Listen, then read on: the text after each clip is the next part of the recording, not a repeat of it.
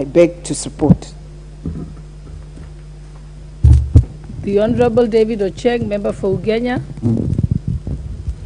Thank you so much, Madam Speaker. Madam Speaker, for the last 15, 20 years now, we have, as a country, spent enormous resources and competences trying to raise our level of our ease of doing business indices. We as a country have, in last parliament, for example, we passed the companies law, we did a new succession law, we've done new investment laws in this country, all geared towards attracting investments to the country, Madam Speaker. Madam Speaker, the paradox about this is that the investments that we are now making in the public sector has become the new golden bag.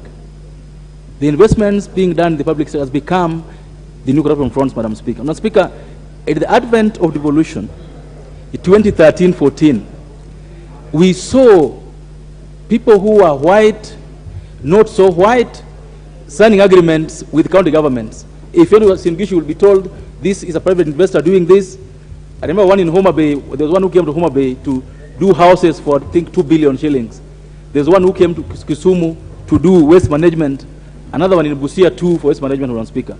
Most of this ended up as corruption scandals because, Madam Speaker, there has not been a framework for ensuring that if we are going to give our resources, if you're going to say that we are giving our resources to public investments, there's a framework through which, first of all, the government concerned will process these ideas. For example, if you want to give, we're having an issue now in Siaya County with the Yala Swamp.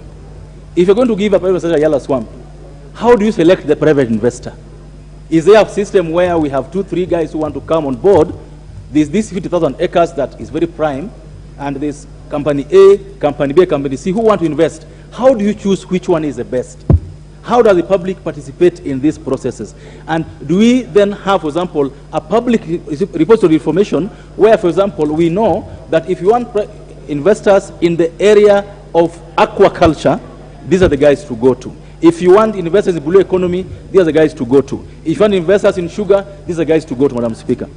What has happened in the country, and I say this with so much respect, that even in the housing that we are now hyping as a government, if we are not careful with what is happening now, we'll end up with a similar problem where, for example, in the last 2 weeks, 3 weeks, I've seen almost 100 adverts for housing projects, Madam Speaker.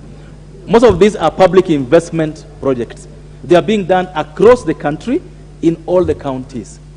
How I wish that when this is being done and these regulations are enforced, we can ensure that the people we are giving our resources, because, Madam Speaker, I've seen places where, for example, 1,000 acres of land is being given for housing, 50 acres of land in Komarok, 20 acres of land in Siaya and Homa Bay and whichever place.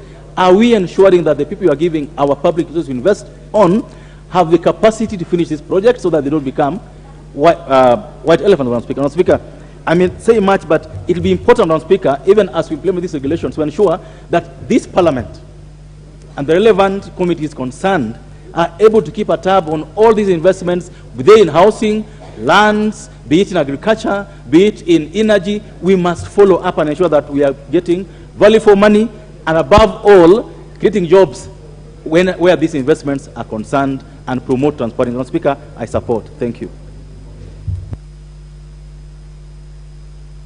Member for Zako.